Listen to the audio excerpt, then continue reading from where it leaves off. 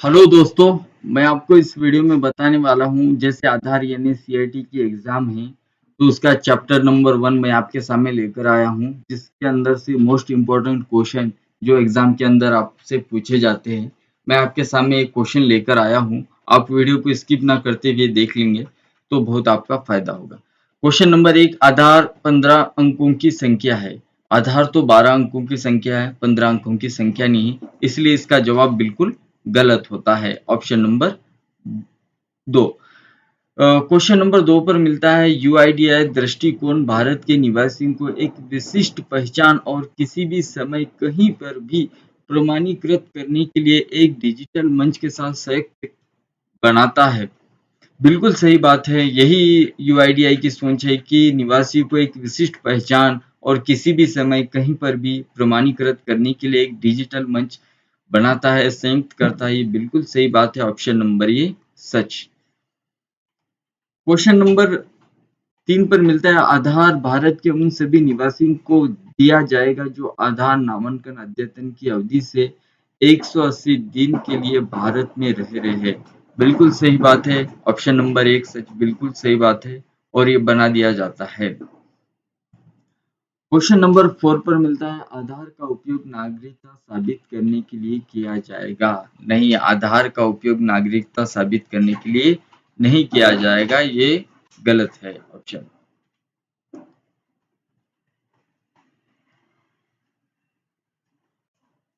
Question number 5 पर मिलता है दिए गए में से कौन सा आधार के बारे में सही है।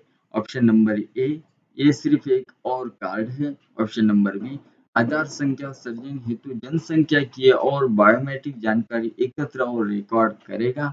ऑप्शन नंबर सी, आधार अन्य सभी आईडी को प्रतिस्थापित करेगा। ऑप्शन नंबर 4, जाति धर्म भाषा जैसी प्रोफाइलिंग जानकारी एकत्र करेगा। दिए गए पहले क्वेश्चन को हम समझ लेते हैं। दिए गए में से कौन सा आधार के बारे में सही है। ऑप्शन नंबर बी इसका बिल्कुल सही जवाब होता है। आधार जनसंख्या सृजन हेतु जनसंख्या की और बायोमेट्रिक जानकारी एकत्र और रिकॉर्ड करना, ये बिल्कुल सही बात है। Option number 2। क्वेश्चन नंबर 6 में मिलता है इनमें से कौन सा आधार के बारे में सही है। ऑप्शन नंबर ए, एक व्यक्ति कई आधार संख्या प्राप्त कर सकता है। ऑप्शन नंबर 2, आधार निवासियों की वित्तीय जानकारी एकत्र करता है। ऑप्शन नंबर 3, आधार नागरिकता साबित सबूत के तौर पे इस्तेमाल किया जा सकता है। आधार नागरिकता यहाँ पर सबूत के रूप में इस्तेमाल किया जा सकता है। ऑप्शन नंबर 4, आधार सफल प्रमाणीकरण के द्वारा निवासी को पहचान को सक्षम बनाता है। बिल्कुल सही बात है। ऑप्शन नंबर 4, आधार सफल प्रमाणीकरण के द्वारा निवासी की पहचान को सक्षम बनाता है। बिल्कुल सही बात है। Option number 4। क्वेश्चन नंबर 7 पर मिलता है निम्नलिखित में से कौन सा नामांकन सेटअप का घटक नहीं है। Option number A, computer. Option number B, biometric device. Option number C, bomb detector. Option number 4, iris scanner.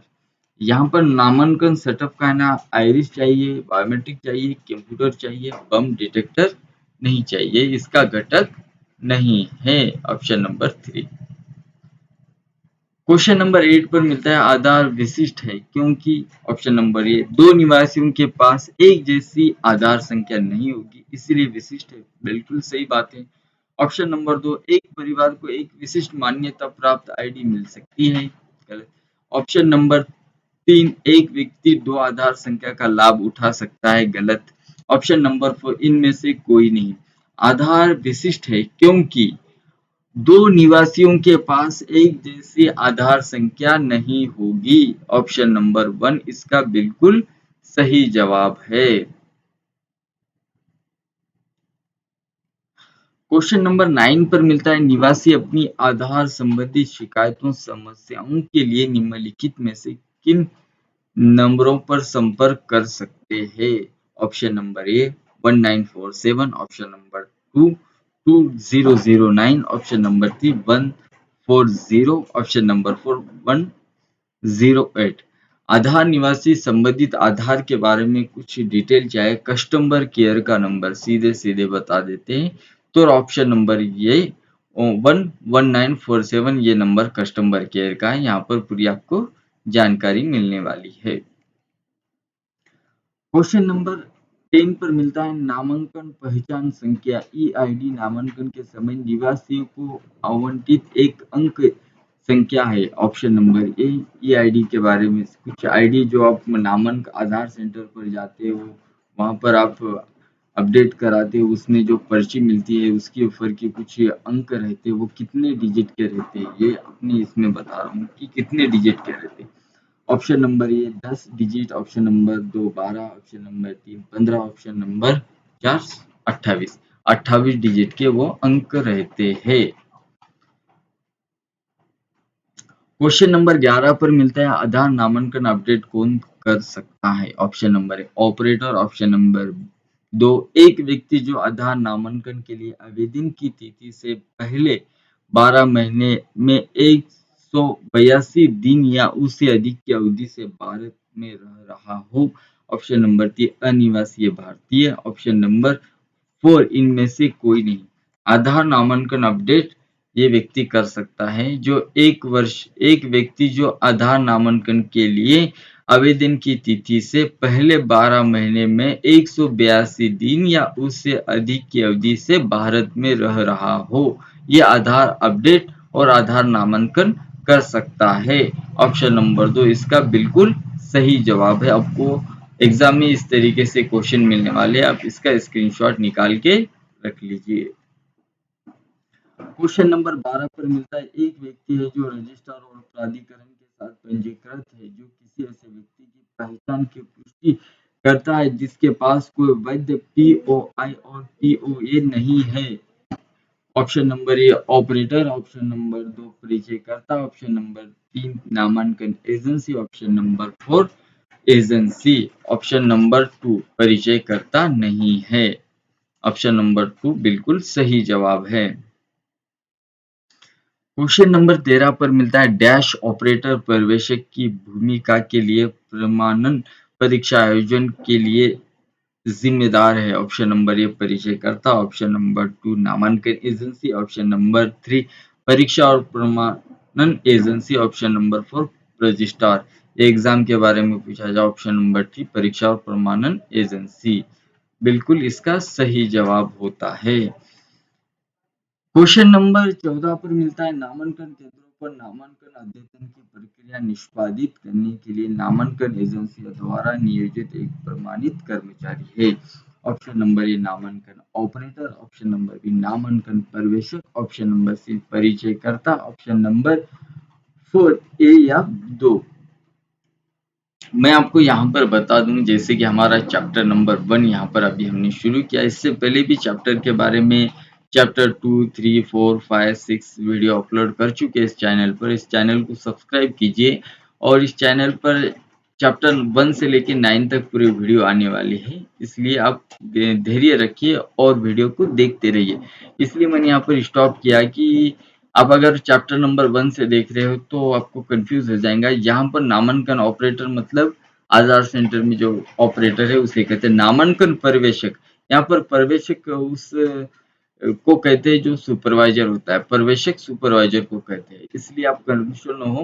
यहाँ पर थोड़ा मतलब लिखने में स्पेलिंग टाइपिंग थोड़ा सा गलत होगी, पर पर्यवेक्षक है ये, सुपरवाइजर को कहते हैं नामांकन सुपरवाइजर। यहाँ पर इसका जवाब भी नामांकन पर्यवेक्षक बिल्कुल इसका सही जवाब है। आप याद रख लीजिए क्योंकि चैप्टर 1 से देख रहे हो तो चैप्टर 9 तक और एग्जाम खत्म हुए तो और बाद में भी आपको नामांकन पर्यवेक्षक, पर्यवेक्षक मतलब सुपरवाइजर आपको समझना चाहिए। क्वेश्चन नंबर 15 पर मिलता हुआ स्थान है जहां प्रमाणित ऑपरेटर पर्यवेक्षक द्वारा आधार नामांकन अद्यतन का कार्य किया जाता है। ऑप्शन नंबर ए नामांकन केंद्र, ऑप्शन नंबर 2 परीक्षा केंद्र, ऑप्शन नंबर 3 अस्पताल, ऑप्शन नंबर 4 स्कूल। यहाँ पर ऑपरेटर पर्यवेक्षक है, नामांकन अद्यतन का काम कर रहे तो आधार सेंटर में ही करेंगे ना, नामांकन केंद्र जिसे कहते हैं। ऑप्शन नंबर 1 बिल्कुल सही जवाब है। क्वेश्चन नंबर 16 पर मिलता है सत्यापनकर्ता प्रमाणनकर्ता नामांकन केंद्रों पर दस्तावेजों के सत्यापन के लिए डैश द्वारा नियुक्त कर्मचारी है। Option number A operator, option number 2 परिचयकर्ता, option number 3 registrar, option number 4 नामांकन agency registrar, option number C इसका बिल्कुल सही जवाब है। क्वेश्चन नंबर 17 पर मिलता है व्यक्तियों को नामांकित करने के उद्देश्य से रजिस्ट्रार द्वारा नियुक्त कोई संस्था है। ऑप्शन नंबर ए परिचयकर्ता, ऑप्शन नंबर 2 नामांकन एजेंसी, ऑप्शन नंबर 3 परिवेशक ऑपरेटर, ऑप्शन नंबर 4 रजिस्ट्रार। ना पहले क्वेश्चन को समझ लेते हैं। व्यक्तियों को नामांकित करने के उद्देश्य से रजिस्ट्रार द्वारा नियुक्त कोई संस्था है, नामांकन एजेंसी है भाई। ऑप्शन नंबर 2 इसका बिल्कुल सही जवाब है। क्वेश्चन नंबर 18 पर मिलता है आधार सृजन के लिए जनसंख्या की और बायोमेट्रिक दोनों हेतु निवासी के डेटा को कैप्चर करने की प्रक्रिया क्या है। ऑप्शन नंबर 1 प्रमाणीकरण, ऑप्शन नंबर 2 नामांकन, ऑप्शन नंबर 3 पहचान, ऑप्शन नंबर 4 प्रदर्शन। यहाँ पर नामांकन इसका सही आंसर होता है। ऑप्शन नंबर 2 बिल्कुल सही जवाब है। क्वेश्चन नंबर 19 पर मिलता है आधार नामांकन अद्यतन प्रक्रिया से आपका क्या मतलब है। ऑप्शन नंबर ए आधार अद्यतन के तहत ऐसे व्यक्तियों को आधार संख्या जारी करने के उद्देश्य से नामांकन एजेंसियों द्वारा व्यक्तियों से जनसंख्या की और बायोमेट्रिक जानकारी एकत्र करने की प्रक्रिया। ऑप्शन नंबर 2 पहचान संख्या जारी करने के लिए निवासी को व्यक्तिगत जानकारी एकत्र करने की प्रक्रिया।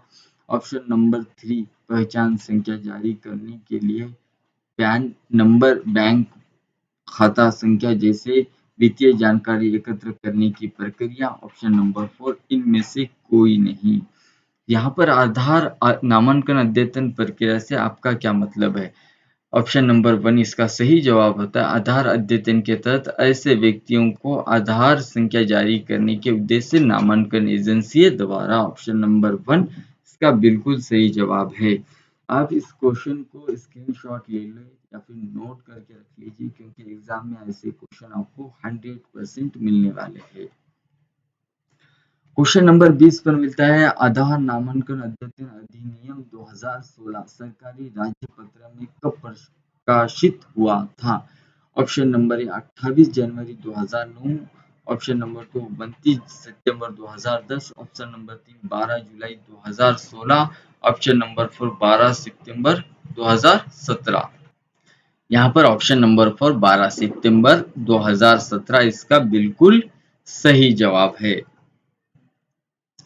क्वेश्चन नंबर 21 पर मिलता है यूआईडीआई को क्यों बनाया गया। ऑप्शन नंबर ए डुप्लीकेट और नकली पहचान को खत्म करने के लिए, मजबूत तकनीक प्रदान करने के लिए, और ऑप्शन नंबर 2 ऐसी पहचान प्रदान करना जिसे एक आसान लागत पर प्रभावी तरीके से सत्यापित और प्रमाणित किया जाता है। ऑप्शन नंबर 3 एक और पहचान दस्तावेज बनाने के लिए, ऑप्शन नंबर 4 1 और 2 बिल्कुल सही। यहाँ पर डुप्लीकेट और नकली को पहचान को खत्म करने के लिए और मजबूत तकनीक बनाने के लिए बनाया गया, बिल्कुल सही बात है। ऐसी पहचान प्रदान करना जिसे एक आसान लागत प्रभावी तरीके से सत्यापित और प्रमाणित किया जाए।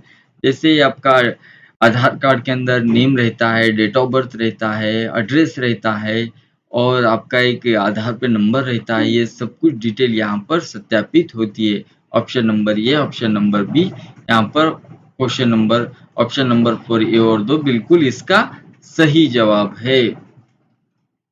क्वेश्चन नंबर 22 पर मिलता है यूआईडीआई इलेक्ट्रॉनिक और सुप्रो मंत्रालय के तहत वैध नियम प्रमाणीकरण के रूप में कब स्थापित किया गया है। ऑप्शन नंबर 28 जनवरी 2009, ऑप्शन नंबर 2 29 सितंबर 2010, ऑप्शन नंबर 3 12 सितंबर 2015, ऑप्शन नंबर 4 12 जुलाई 2016। 12 जुलाई 2016 से ये सत्यापित किया गया स्थापित किया गया है। ये आपको क्वेश्चन 100% आपको एग्जाम के अंदर मिलने वाला है, आप इसे नोट करके रख लीजिए।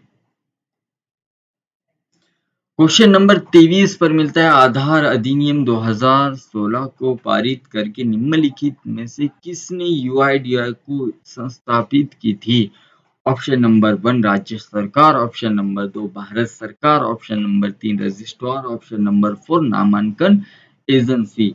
आधार अधिनियम 2016 के पारित करके निम्नलिखित में से किसने यूआईडीआई की स्थापना की? बिल्कुल सही जवाब है भारत सरकार, ऑप्शन नंबर 2। आपको एग्जाम में ये क्वेश्चन मिलने वाला है, आप इसको नोट करके रख लीजिए।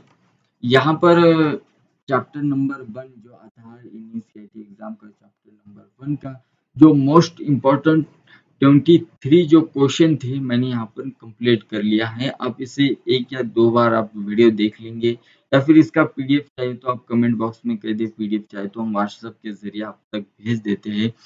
और इसको आप एक या दो बार वीडियो देख लेंगे तो पूरे क्वेश्चन आपको याद हो जाएंगे और एग्जाम में आप सुपरवाइजर का सर्टिफिकेट लेने में कामयाब हो जाएंगे, क्योंकि मोस्ट इम्पोर्टेंट क्वेश्चन है, आपको एग्जाम में बार बार एग्जाम में पूछे गए वाले हैं और 100% आपके भी एग्जाम में यही क्वेश्चन आपको मिलने वाले हैं।